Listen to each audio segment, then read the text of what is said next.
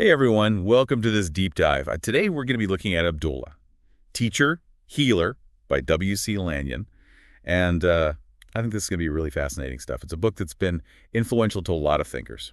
Yeah, this book has had quite an impact, and Abdullah himself was a spiritual mentor to some pretty influential people, like Neville Goddard, for example. Oh yeah, for sure. So Abdullah's teachings were powerful enough to influence people like that. And what we're going to be doing today is we're going to try to take these really complex spiritual concepts that Abdullah taught and sort of try to break them down and make them a little bit more accessible. Yeah, trying to make them relevant for anyone listening, especially young adults and high school students who are trying to figure out, what their purpose is and what they're supposed to be doing with their lives. Yeah, like how can we actually use this stuff? Because he gets into some pretty deep concepts. So, like right up the gate, Abdullah is really good at using these analogies to explain complex ideas. Like he talks about a potter who wants to recreate almond blossoms on a vase. Right. And the potter has to study these flowers really carefully to capture not just what they look like, but their essence, the deeper meaning behind their form. So it's about more than just copying the surface level, right? Like you can't just fake it till you make it. You really have to understand the deeper meaning. Exactly. That's what he calls perfect concepts. Having a full grasp of an idea before you try to recreate it. And this applies to everything we do, not just pottery. It makes me think about how often we try to jump into complex ideas or practices without really mastering the basics. Like, are we setting ourselves up for failure? It's like trying to run before you can walk. You need a strong foundation to build upon. Otherwise, it's like building a house on sand. You know you're going to have problems. That's such a good point. Yeah. And Abdullah talks a lot about the importance of simplicity, patience, and steady growth. He uses the analogy of a seed patiently growing into a rose. Right. It takes time. You can't rush the process. It unfolds naturally with consistent effort over time. Yeah, and trying to force it can actually backfire. It's about being present, focusing on what you can grasp right now, and mastering that before moving on. And there's beauty in that process, isn't there? Like watching something unfold naturally in its own time. Totally. I'm also really drawn to Abdullah's description of morning prayer. He compares it to tuning an instrument. Oh, yeah, that's such a powerful image. It's about setting the tone for the whole day. Imagine waking up and connecting with something bigger than yourself before the chaos of the day even starts. It's like consciously aligning yourself with that sense of harmony before you go out into the world. And Abdullah gets into some really radical ideas, too, like his belief that we are not our bodies, but the thinking principle that controls them. Yeah, that's a mind bender for sure. It's like, wait, so who am I then? He used the analogy of a vase. The potter is the thinking principle shaping the clay, which is our body. We have the power to shape our lives through our thoughts. It's about recognizing that we're not defined by our physical limitations, but by the limits we set in our minds. That's incredibly empowering. Absolutely. And this leads to one of Abdullah's most famous quotes. As a man thinketh in his heart, so is he. Our thoughts actually shape our reality. Whoa! So he's saying our thoughts have real power. They influence everything we experience and how we interact with the world. Going back to the vase analogy, our thoughts are the brushstrokes creating the masterpiece of our lives. So if we want to change our lives, we need to start by changing our thinking. That's the key. And it starts with awareness, becoming conscious of the thoughts we're holding and understanding their impact on our experiences. That makes a lot of sense. Now, I'm curious about what Abdullah says about luck and superstitions. Those things we sometimes rely on for comfort or control. Yeah, he wasn't a fan of relying on external forces or rituals. He saw them as distractions from understanding the true spiritual principles at play. So instead of looking for a lucky charm, he's saying we should tap into our own inner power. Exactly. He uses the example of people who touch sacred scrolls for answers.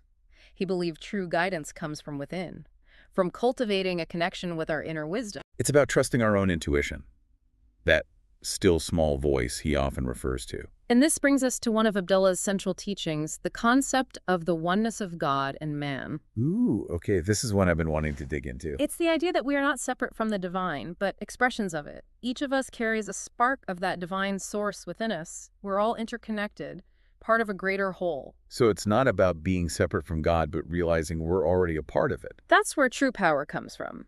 Not from relying on external symbols or rituals, but from recognizing our inherent connection to the source of all creation. That's a pretty powerful shift in perspective. Yeah. It makes me think about how he talks about prayer. Right. He sees prayer not as begging or pleading, but as a way to align ourselves with that divine power within. It's about tuning in to that still small voice, that inner guidance system, and letting it lead us. And he's very specific about the type of prayer that is truly effective. It's not about reciting empty phrases, it's about understanding and applying spiritual principles. He calls this treatment, right? The active application of prayer to create change in our lives. Exactly. It's about moving beyond basic affirmations and really digging into the spiritual laws that govern reality.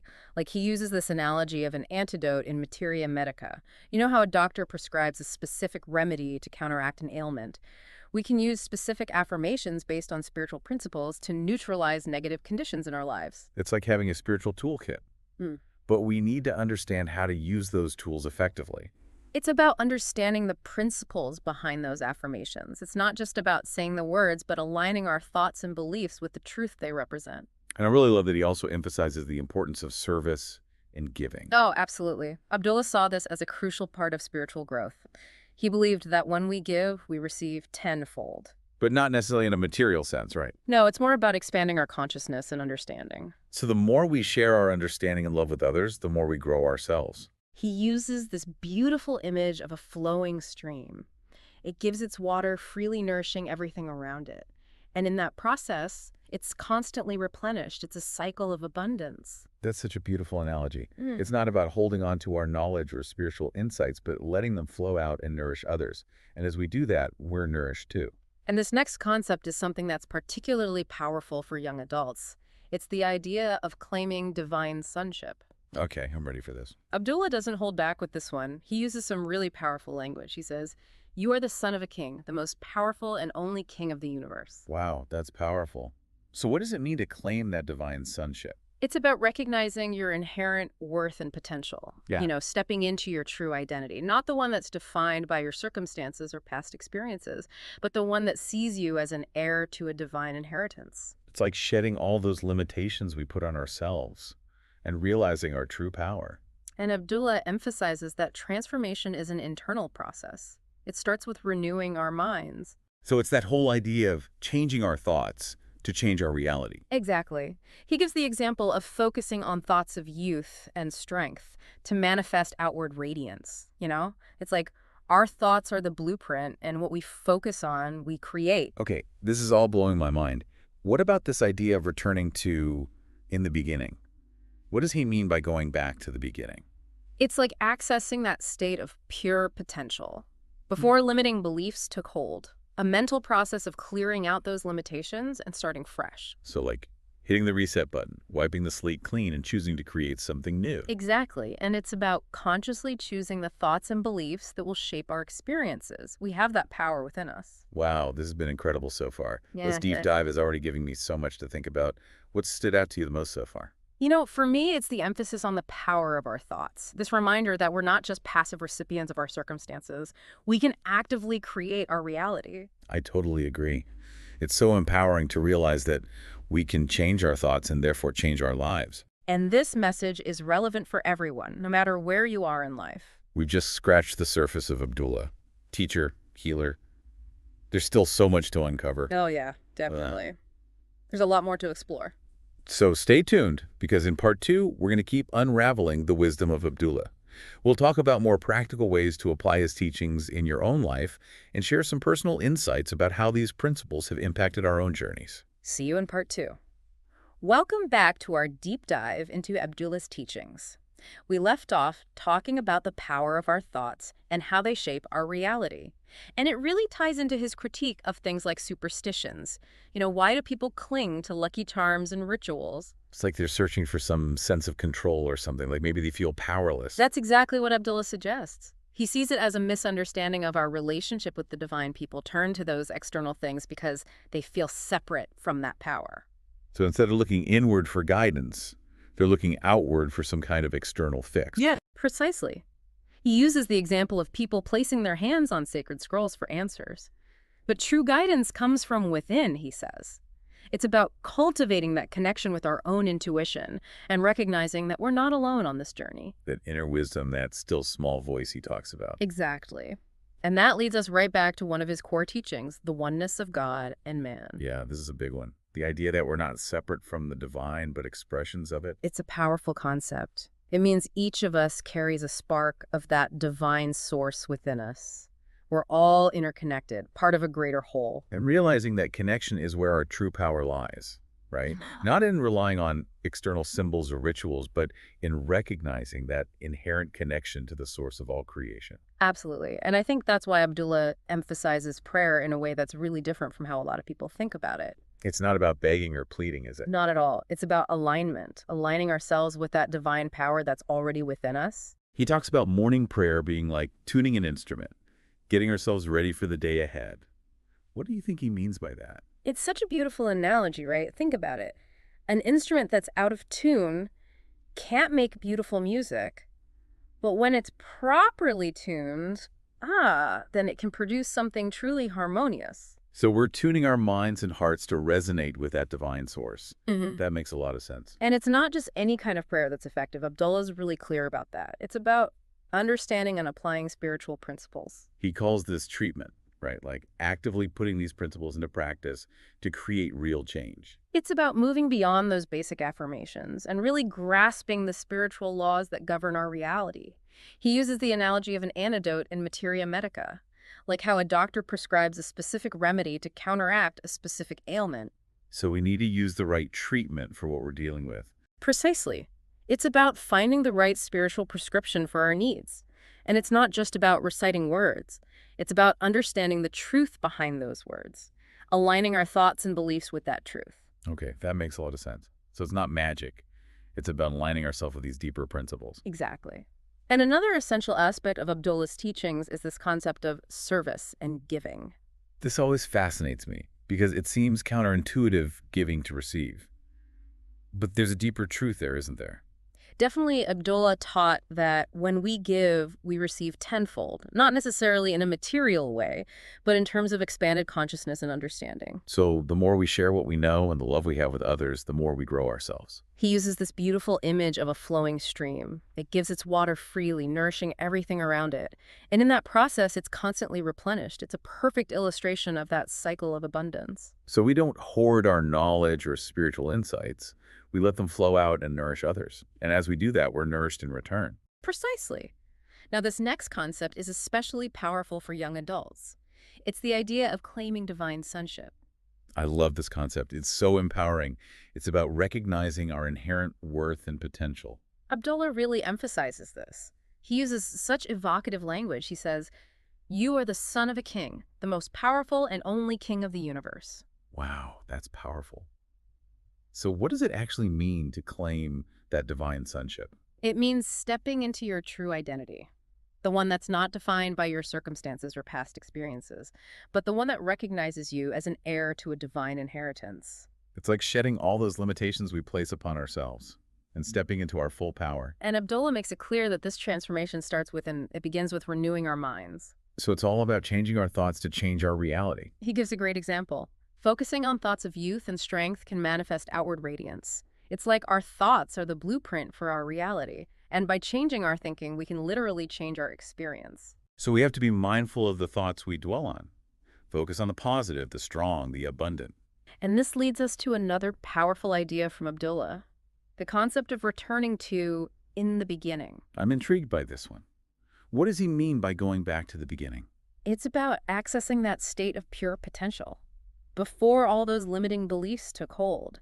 It's a mental process of clearing those limitations out and starting fresh, like wiping the slate clean. So we can choose to let go of the past and create a new reality. We absolutely can. And Abdullah gives us some powerful tools for doing this. One of them is visualization.